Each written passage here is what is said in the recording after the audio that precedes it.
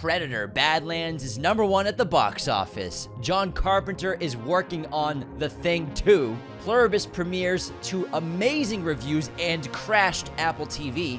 GTA 6 is getting delayed again. Stranger Things released the first 5 minutes of the new season. Gremlins 3 is in the works, and there's so much more to break down in this episode of Movie News. What is up, movie friends? Welcome back to Raiders of the Lost Podcast, the ultimate film and TV podcast. Anthony and James here. Movie news. You guys know this episode. We break down all of the industry news, everything happening in Hollywood, in production, from box office to trailers to posters to casting announcements, you name it. We got it in this episode. Huge amount of trailers dropped this week. We'll break down in a little bit. The Michael trailer finally dropped, Looks as well as awesome. Kill Bill, The Whole Bloody Affair. Oh my God, it looks so epic. But first, let's break down the box office, and Predator Badlands came out on top with $37 million domestic opening weekend for Disney and 20th Century Studios. I believe the biggest performer opening weekend for a Predator film, I believe. Second. What was #1? $38 million for AVP. Okay, that was domestic. Man, that was a hit back in 2006. 2004, if you adjust that for inflation, it's like $61 million. Holy Crazy. crap. That was a big hit. Predator Badlands, Yeah. We're doing a full breakdown tomorrow on the episode of the film. On Friday, we had an interview podcast with Dan Trachtenberg, the director. Go check that out. We'd love for you to get his expertise in breaking down how he filmed the movie, the creative process. Plus, as always, guys, if you're watching on YouTube, hit that subscribe button, as well as Spotify, Apple, wherever you're listening. Join the notifications and join our channels everywhere. Hit the subscribes, leave some comments, leave some reviews. Let's get into the rest of the box office. Regretting You had a really good second weekend here. Third weekend. $7.3 million at the domestic box office, only down 7% from last week. It basically made the same amount as last week. That's absurdly good. Yeah, and it opened to, it was like a $12 million opening weekend, and to make basically the same amount back-to-back weekends for second and third is absolutely insane. That's crazy holdover, good word of mouth, and I would expect it to make $7 million next week too. Probably. There's no competition for what this movie's genre is. Black Phone 2 is still in the top 3 at the box office, $5.2 million in its 5th weekend at the box office, I think. It passed $70 million domestic total. Really big hit. Really big hit for them over there at Blumhouse and Universal. Sarah's Oil. I have no idea what this is. It's about the first black female millionaire in America. Okay, cool. And the business she started, and it was in the oil industry. So she became the first ever millionaire for black women. #5 on the box office is Begonia. It's $3.7 million at the domestic box office. Guys, we can't reiterate this enough. It is one of the best movies of the year. You have to see Begonia. It's fantastic. Then we have Nuremberg, the Russell Crowe starring film about the Nuremberg trials. Finally got released. Is this its opening weekend? Second, it was a limited release last week, and now it's wide. $3.5 million at the domestic box office. Not a huge hit. I want to see it. It looks fantastic. I love those kinds of movies. Russell Crowe is amazing. Yeah, One of the best cast. actors of all time. And to see him and Rami Malek go back and forth would be really good, just for acting fans. Then we have Die, My Love. Limited release or wide release here opening weekend? Wide release, 1,800 theaters. It had $2.5 million in its domestic opening weekend. Tron Ares. Because I always scream when I do it. I had to lower the volume for Anthony's ears over there. $2 million at the domestic box office, still making a little money. And then Christie, opening weekend or limited? 2,000 theaters. 2,000 theaters, really? Yeah. $1.2 million at the domestic box office. 2,100 theaters, actually. Which so, is not yeah. great news at all. And it's too bad because I'm telling you, that movie's fantastic. Top 10 of the year for me. It's not it's not a genre that people turn out to. Remember there was a female boxing movie last year?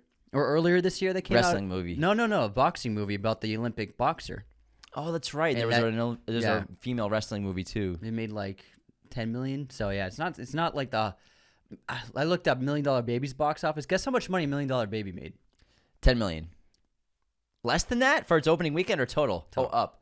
30, 50, 100, 200. A little more than $200 million. That's made $240 million. That's a Best Picture winner though. Yeah, but still, it's fantastic. Imagine if $1 Million Baby came out right now, would it make $240 million? I don't know, man. It's a pretty good trailer. It had. I doubt it. I bet it's closer to Christie numbers. Maybe. We'll see. Yeah, it's tides possible. have changed. Speaking of Predator Badlands, check out this amazing poster over my right shoulder provided to us by our great friends at movieposters.com. Use our code Raiders10 at checkout today to get 15% off your entire order, as well as we have an affiliate link with the website. We get a cut. you get a discount and an awesome poster from movieposters.com. There's a big story that came out. We don't know if this is going to be a reality or not. I don't know how I feel about it, but The Thing 2, John Carpenter, doing an interview, revealed that they're working on something. They're working on a sequel to the classic horror masterpiece from 1982. Again, we don't know if that's ever going to happen. He said he and his team, they're thinking about it. They've been playing around with it. I personally don't want to see a sequel to The Thing. It's one of my favorite movies of all time. I think it's a perfect film, and it's been over 40 years. It's been almost 45 years since that came out. I would say, for me, if he wants to do something in the world, okay, but I don't want to see a cast back. I don't want to see Kurt Russell back, or Keith David back. I think that movie's so pure, and on its own as a standalone, it's just one of the greatest pieces of science fiction cinema. It's interesting because John hasn't done that much. He's sort of like Coppola, where turn of the century, not much going on in terms of filmmaking. Obviously, Coppola just made Megalopolis, but he hadn't made a movie in so long. John Carpenter has only made 2 movies this century, which is a crazy thing to say because he was off to such a hot start in the 70s and 80s. He made 8 movies in 10 years from 1974 to 1984, and so many of them are bangers, and we have obviously the all-time masterpiece, The Thing, from 1982. I think that as long as John Carpenter's involved, I will happily sit and be excited about this movie, and I think that it's probably something that if it's taken him this long to actually want to do a sequel, he's probably really finally come up with a good idea of what to do. Possibly, and also he's no stranger to making a sequel long after the first film, Escape from L.A. Is that the first one, Escape from New York? Escape from New York is 1981, and Escape from L.A. is 1996. So yeah, that was a 15-year gap. So that was a sequel that was made many years after the first film. It was a good one. It didn't match the original, but it's not like it's new territory for him to make a sequel many years after. Hey, I will be sad. If John Carpenter's making a movie, I'm going to sit down and see that movie no matter what. But let's talk about Pluribus. It premiered on Apple TV. Anthony and I, as a lot of you know from social media, got to go to the red carpet and interview the cast and check out the first 2 episodes there in a theater format, which was amazing. It is getting rave reviews. Pluribus was such a huge hit on Apple TV, it crashed the goddamn streamer on the opening night. Come on, Apple. You guys were ready? It's a lot of people coming in. It's being hailed as the first episode, one of the best pilots in TV in years, and Anthony and I can confirm that it absolutely is one of the best pilots, maybe the best pilot I've seen since Breaking Bad. That's honestly, what I told to Vince. It's that good. I said that to Vince, and he was like, "Oh man, thank you." He shook my hand after I said that. We got to meet Vince Gilligan, which was really cool, as well as the rest of the cast. We're not being hyperbolic. Yeah, it's really legit. It's that insane. freaking good. It's insane. 100% on Rotten Tomatoes, 9.0 on IMDb. People are loving the show. It's so relevant. It's a great concept. It's huge in scope. And it's completely different than everything that Vince has done in his past, especially with Breaking Bad and Better Call Saul. Of course, it takes place in Albuquerque, but in terms of the tone, the concept, the plot, it is massive in scale, global ramifications, science fiction to an extent, and just really interesting and clever. Yeah, it really was. When I 10 minutes into the pilot, I was like, this is the best pilot episode of a show I've seen since Breaking Bad's pilot. Awesome. It was that good. Great It filmmaking, really is that too. unbelievable. Really, really great show. And it's a show that I am so curious what's going to happen. All right, let's move on to bad news for all the gamers out there. GTA 6 has once again been delayed, this time to November 19th, 2026. I wonder if Hollywood called up what's this, Activision or Rockstar. Rockstar. Did Hollywood call up Rockstars? It was like a big group call. All the studios were like, can you get GTA 6 out of the summer release date, please? I wouldn't be surprised if it's something like that. Because remember, we predicted when we first brought up GTA's release date that if you're a movie studio and you have a movie coming out after its July release, you're fucked. Because GTA 6 is going to own people's nights and weekends. It's going to own social media. It's going to own Twitter and YouTube for about 6 months. That's all people are going to be doing is a lot of tickets for your movie theaters. People are just going to be playing GTA 6. Did Christopher Nolan call Rockstar? I don't think Christopher Nolan needed to. I don't think he needed to worry. But I think a lot of other studios probably were worried. Yeah. I mean, we're just theorizing here. I think it's absolutely feasible that Hollywood was like, you're going to kill our industry if you release this game in July. It would have taken a huge hit at the summer box office numbers for theaters. I guarantee it. It's going to be that monumental of a cultural shocker of a video game. And honestly, for Rockstar, it doesn't really matter what date they release it because it's gonna earn $2 billion in the first week, no matter what date It's going to decimate. Yeah. But the amount of time that's going to be spent playing this game, it's going to be absurd. People are going to be playing this game for years, like Red Dead, but even bigger in scale. Yeah. And we've obviously been predicting. I stuttered there. I had a stroke, actually. I think it's just going to take over people's lives for at least a month as soon as they get it. I don't think I am ever going to play it because I'm afraid of being I'm locking in next year. I'm going to buy GTA 6 and play it. Do it, man. You can make content about it. Huh? Make content about it. I don't know if I'll make content about it. I just kind of want to live. I just want to live in the world and play. All right, I need to escape here and there. I thought the trailer looked really good. It's going to be amazing. It looks really cool. Warner Brothers is still on the chopping block. Another studio is in talks to explore a bid at buying Warner Brothers, and this is NBC Universal. They have hired bankers to evaluate an offer in access to Warner Brothers. Financials has been given, and this is an interesting one because Universal and Warner Brothers have relationships. They have studios in person where they are sharing IP for parks, especially. Obviously, Wizarding World operates inside Universal Studios at multiple locations. So they already have an IP partnership. So I wonder if that is a way to, for NBC to like lubricate the deal. Like, hey guys, come on, we've been working real well together. Did they use the strawberry or the watermelon lube? Oh, the black currant. Okay, that's a good flavor. Greased it. You went straight to sexual lube. I was talking about automotive lubrication. Hey, I mean, as long as you smooth the transition. Lube's lube, man. Also, I mean, WB and Universal have been co-distributors of a lot of films over the years, so they've partnered on releases. There will be a movie that gets made, and they'll agree on, and Universal gets international distribution, Warner Brothers gets domestic. So they've been doing stuff like that for decades. I bet you Warner Brothers will get I bet you Universal, if I was them, I'd be like, we'll give you Chris Nolan's contract. That's why Warner Brothers go. They're like, get us back in the room with Chris. We miss him.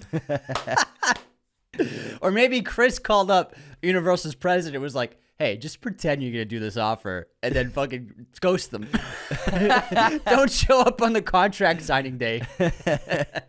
No, Chris Nolan shows up and lights the contract on fire. Go in there in your sandals and your bathrobe. You say, I'm CEO, bitch. Christopher Nolan says hi.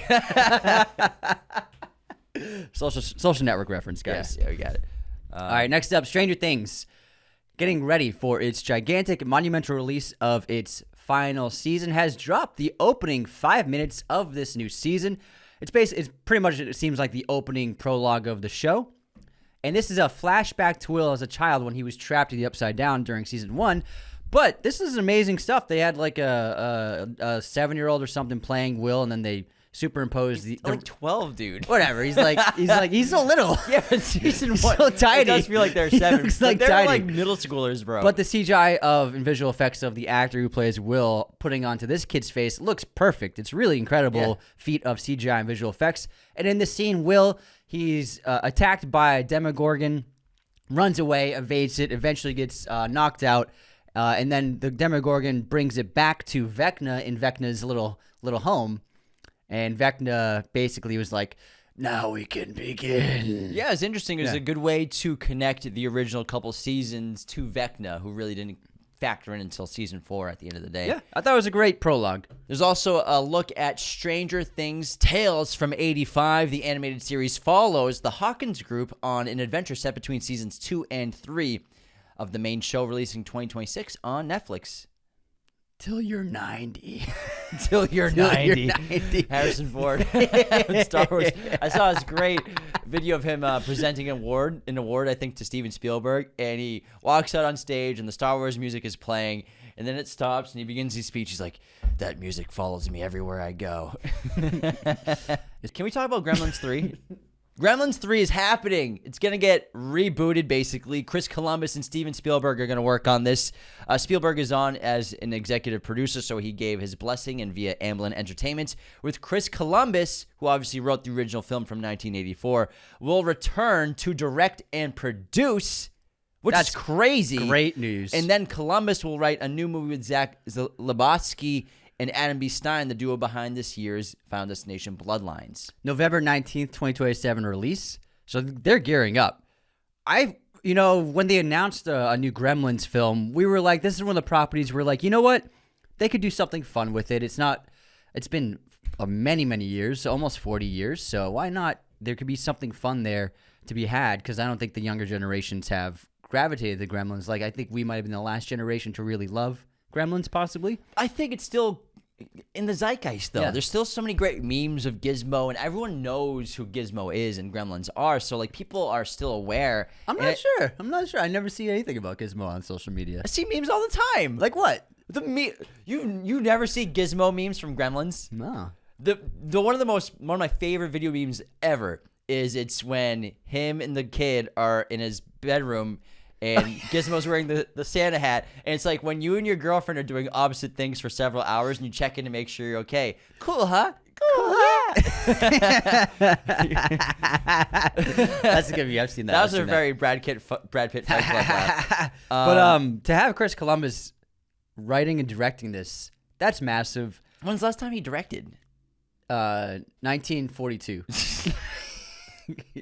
He produced Nosferatu with Robert Eggers. He's directed a few, like Percy Jackson, The Olympians, number 3 or something was the last film he made. Maybe.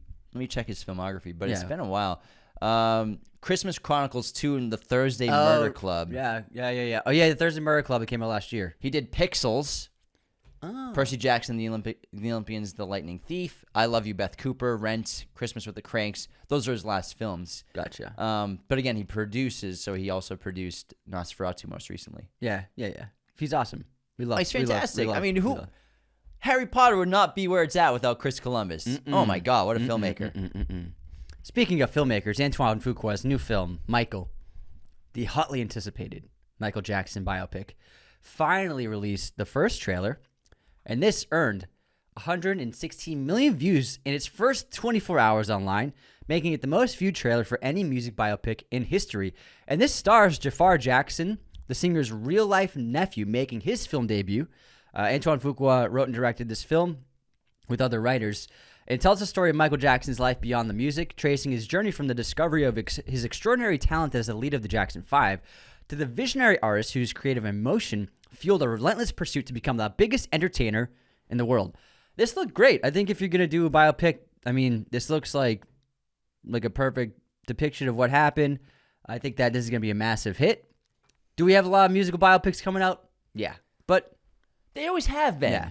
And if this does well, there will be a sequel, because there's basically 2 movies that they have made.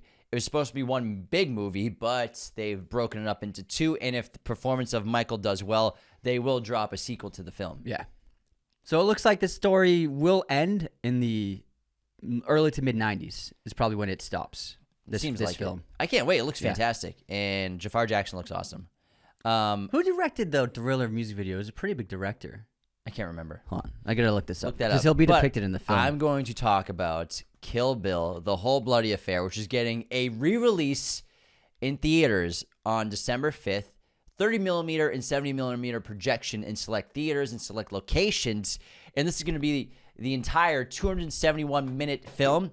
It's basically Tarantino's 2-part saga and his director's cut, because it's also going to feature a 15-minute intermission, as well as never-before-seen sequence that restores the film to the director's original vision with a 7-minute new animated sequence that no one's ever seen before, which I'm assuming will be in Kill Bill Part 2. And I'm sorry. It was John Landis, the 80s comedy director. Cool. The Kill Bill, The Whole Bloody Affair, first of all, seeing it all cut together was amazing. To seeing the Kill Bill 2 highlights and the Kill Bill 1 trailer, highlights yeah. just put into one mashup, I started the trailer, I was like, I've seen these movies 20 times, like, I'll just put it on, and then I was like, let me go full screen. Amazing I was trailer. locked in. Amazing. This film has only been seen once when it played at a festival before the film's initial release. They played it at a festival as The Whole Bloody Affair. That's the only time it's publicly been seen. That's interesting. Yeah, in like 2003 or whatever. I am so curious about the never-before-seen anime sequence. Yeah, you got little hints of it. The Pussy Wagon's in it. Yeah. Yeah. I can't wait. I'm It's gonna- ecstatic. it's gonna be epic. One of my all-time favorite movies. Holy hell. It might be the best theater experience of the year. Probably. I think it will be. Very soon, only 3 weeks away. Fuck yeah. This is fucking crazy. Speaking of, not speaking, but here's another sequel announcement. Jurassic World Rebirth is getting a sequel in the works. Gareth Edwards returning. Scarlett Johansson, Mahershala Ali, and Jonathan Bailey are expected to return. So I'm guessing that villainous guy died in it. I haven't seen it, but I'm guessing. So. The villainous guy? Yeah, the villainous guy. Yeah. Is we get Snickers advertisement in this one? I don't know. So this movie, although it was not loved by fans and critics, it earned $868 million at the box office. So obviously they're going to greenlight another one. Till you're 90. Till you're 90. Here's the thing. If you held a gun to 95% of the people who saw that movie and asked for 3 characters' names, do you think they'd be able to provide them? I doubt it. Do you know anyone's name? I can get Zora. Zora. Okay. Right? From ScarJo. I've never seen it. I don't know. I haven't seen it. I'm pretty sure it's Zora. Jurassic World Rebirth. Yeah, Zora Bennett. Zora Bennett. I just realized that it's kind of a ripoff of Zorro. Does she act like Zorro? No, but I mean the name type, the name. I wouldn't call that a ripoff. I don't know. Zora. Really well-known name. Yeah, but I mean, is it 1 R or 2 R's? No one cares about the R's when you're saying the name, Anthony. Let's talk about the Grammys because tons of movies have got nominations. Sinners has the most nominations ever for a movie at the Grammys with 5 nominations, including Best Movie and TV Score, Best Song Written for Film ×3. They got 3 of those. And Best Compilation Soundtrack for Film and TV. Also, other Best Film Scores include Sinners. Besides Sinners include How to Train Your Dragon, Severance Season 2, Wicked, and The Wild Robot. Pretty interesting choices. Nominees for Best Song Written for Film and TV, I Lied to You, Sinners, Pale Pale Moon, Sinners, Sinners from Sinners, Golden from K-Pop, Demon Hunters, which I think probably will win, Never Too Late from Elton John, Never Too Late, and As Alive as You Need Me to Be from Tron Ares. Cool stuff. That's an odd mix of scores. Going up, When's the cutoff? Up. Ba-da-da-da-na. The cutoff must be in the well, if K-pop Demon Hunters, yeah, it must have been like a June cutoff. I have no idea. For nominations. No idea. Next up, news about Avengers Doomsday. It's been a few weeks since we heard anything. Yeah, Anthony's I had a been break. sleeping well. Anthony was sick of new updates constantly. Oh my God, I'm sick of it. Well, it's like every day is an Avengers update. Cry about it. I did. Yeah, we all heard. As he wears a Marvel-themed Raiders of the Lost podcast piece of new merch. Doesn't mean I don't love Move your Marvel. microphone so people can see that. So we have a bunch of new merch, plugging it here. ROTLP, but in the Marvel font style. It's pretty fresh. That is a great sweatshirt. I love Marvel. I just don't want to hear. I don't want everything spoiled. You know what I mean? I want to walk into really the what it movie is? blind. Yeah, they were like, "Oh, it's so and so fights so and so." I'm like, I would have loved to wait till the movie to hear that, to see that. It's not the world we live in anymore, man. I know. So that's what I was complaining about. That like, I don't want to know who fights who. I want to watch the film and be surprised. Now I'm gonna watch the film and be like, "Okay, here comes the fight." Anyways, they're gonna finally drop the trailer. Perfect timing in December. With it will be attached to Avatar: Fire and Ash. I think this is a no-brainer. Disney knows what they're doing. This movie's going to make $2 billion, so why not attach your new film to it to get as many eyeballs to see the trailer? Makes sense. That's pretty smart marketing, Anthony. That's what I would do. You just explained that to someone who's like never seen a movie Explain before. it to me like I'm 5. All right, let's get into your mommy and daddy let you open a lemonade stand. My mommy and daddy? They're your mommy and daddy, too. No, that's you just referenced The Office, right? Explain to me like I'm 5. Oh, is that what that's from? Yeah. And then Sometimes I make references and I don't know what it's from. because Oscar's explaining to Michael that they have a surplus. He's like, explain to me like I'm 10. He's like, your mommy and daddy give you money to open up a lemonade shop, and then you have some extra money left over, but you want to be able to keep buying more product, so you have to spend the money. He's like, explain it to me like I'm 5. Oh, man. That's funny. The Testament of Anne Lee dropped a trailer starring Amanda Seyfried, who's busy this year, Lewis Pullman, and Thomasin McKenzie. It's a musical retelling of the life of Anne Lee, the 18th century founder of Shaker religious movement, and believed to be the female incarnation of Christ. The film depicts the Shakers' quest to build a utopian society based on their beliefs. Their worship is characterized by enthusiastic song and dance, which is central to the film's musical and choreographed elements. I saw it. I saw the film. Oh, you did? Tell us about it. It was good. It was good. It was beautifully made and photographed. It was the same team behind The Brutalist and shot on VistaVision. I was going to ask you. Yeah, gorgeous filmmaking, amazing music. I think this is going to be a contender for Best Original Score. The film was very good, but I will say I didn't love it. It was it kind of felt like a film that never ended until it did end, and if that makes sense. So it did end. Well, they cut to black. That's funny. But I think the musical elements worked really well. And then next up, we have a trailer for La Grazia. This is Paolo Sorrentino's new film. Hits theaters December 5th. The acclaimed Italian director has collaborated with Tony Servillo, again, for the 6th time. And he portrays Mariano De Santis, the president of the Italian Republic. No connection to any real-life presidents. This is a fictional story. And I saw this film as well at the AFI Fest. I saw all these films. This is great. Did it just cut to black and you were like... No, this film was awesome.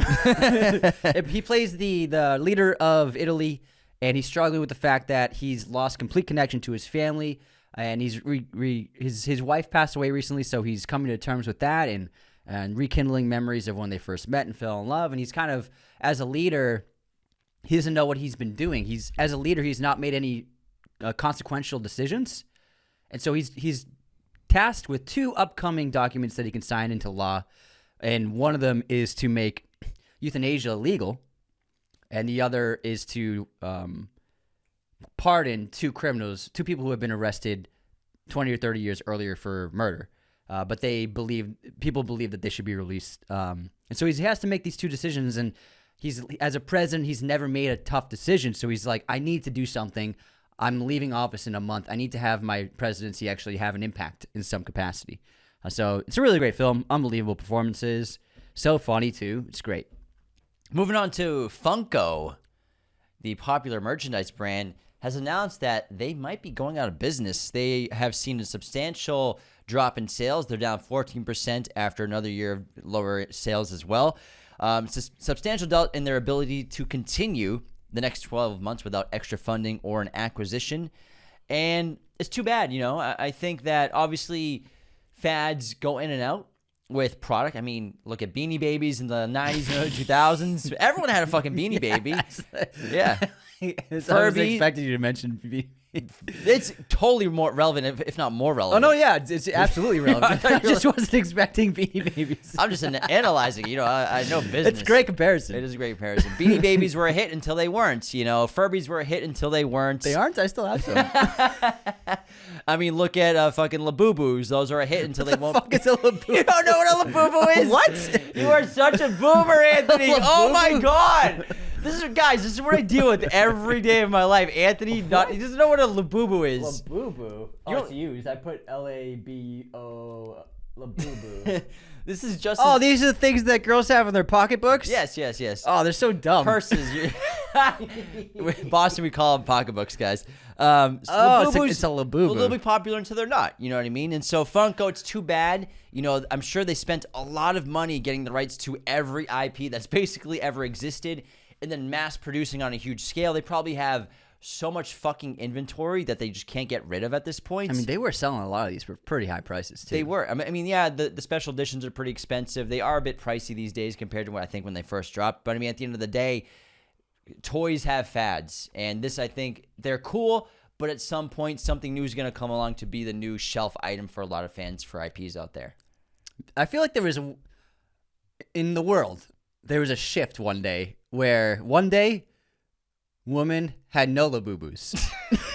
And then all of a sudden, the next morning, there were Labubus on every purse and backpack. It's called the fad. Like snap of a finger, Thanos put Labubus everywhere. Exactly. It was unbelievable to see. In 2027, you'll probably never see a Labubu again. That's how it is. I was seeing them everywhere. Funko was a bit bigger culturally, of course, because it tapped into every IP that people love and adore. But I think at some point they probably overproduced to sell with a demand that wasn't really there. Yeah, true. That's just my theory. Great business theory. Analysis. Thanks. Beanie Babies. I like Funkos a lot. You know, we have several, but I mean, Yeah, they're sitting in a bag in the back room. exactly. We used to have them up, but now they're in a bag. I really like Funko Pops. They have not been touched in 3 years. No, they have been touched because I discovered They them were in a moved. box. I discovered them in a box last week.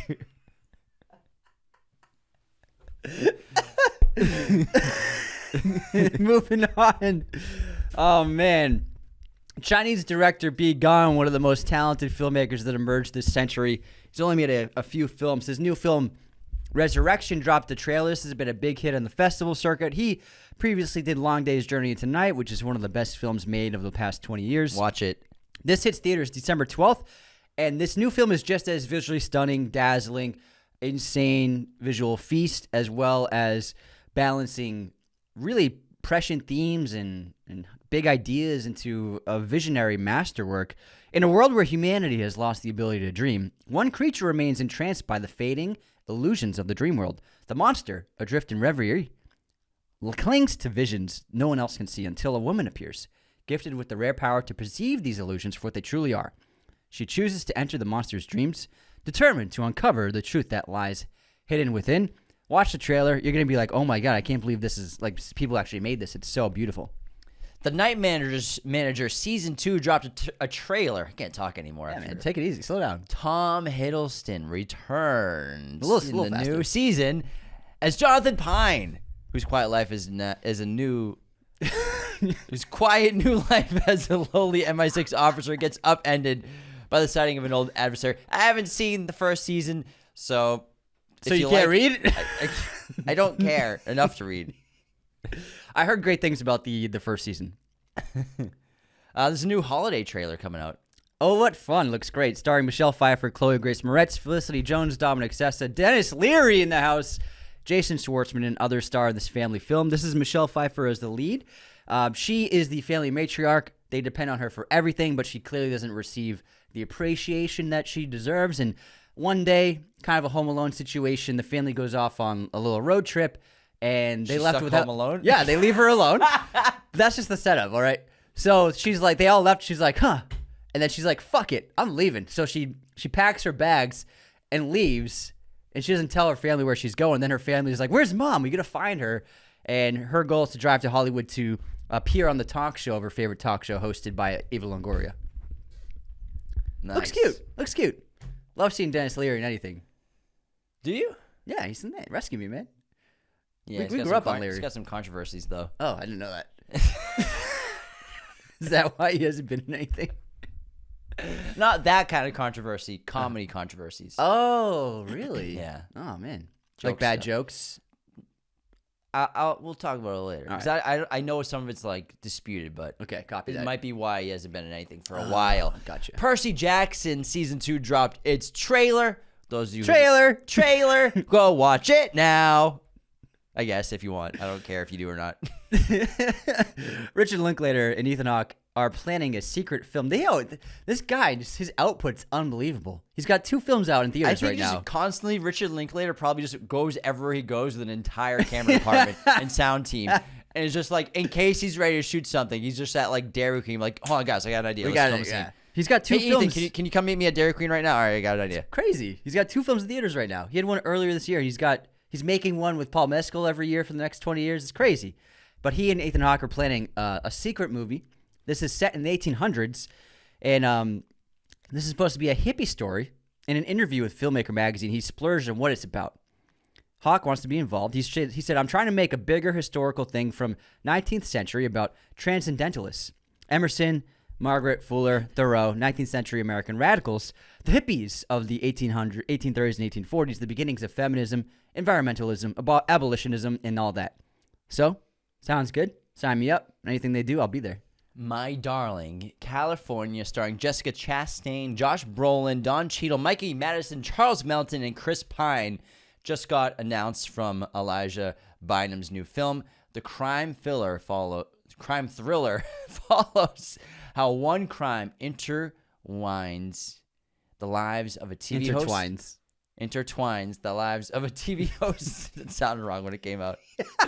You were like, is that a word? After I said it, I did. I'm like, intertwines. Did I read that wrong? I've never heard that one before. Intertwines the lives of a TV host, his restless wife, a country music idol, two crooks, and an ex-con. The connected ensemble is back. Magnolia Effect, The baby. 2000s is back. Finally, last bit of noise. Whoa. Last bit of news. Millie Alcock and Toni Collette have just been announced to star in a new survival thriller called Hot Mother. It follows a mother and daughter who visit a remote wellness spa, which turns into a fight for survival when they get trapped inside a sauna. That sounds interesting. Sounds fun. That sounds pretty interesting. Yeah, love a single location movie. Fight for survival inside of a sauna. It's going to be a sweaty movie. I go in a sauna all the time now. My gym has a sauna. It's awesome. They're the best. Dude, it's fucking great. They're pretty It's great. the best part of my workout. And then when I walk out, I'm like, I feel like I'm weightless. I feel like melted butter on a pair of flapjacks. All right, guys. Well, that's our movie news episode. Again, we just had a podcast with Dan Trachtenberg, the director of Predator Badlands, on Friday. Go tune in, leave some comments, engage so we can get more interviews because he was awesome. He's a fan of the show. It was so cool to chat with him for the second time. And then our episode on Predator Badlands will be dropping tomorrow on the show on all platforms. Do all the things that help support us. Patreon.com/Raiders of the Lost Podcast. Bonus content drops there every single week. Leave those 5-star ratings and reviews on Spotify and Apple. Follow us on Instagram, TikTok. Leave the comments. Do all the things. You know what to do. And take care. See you next time.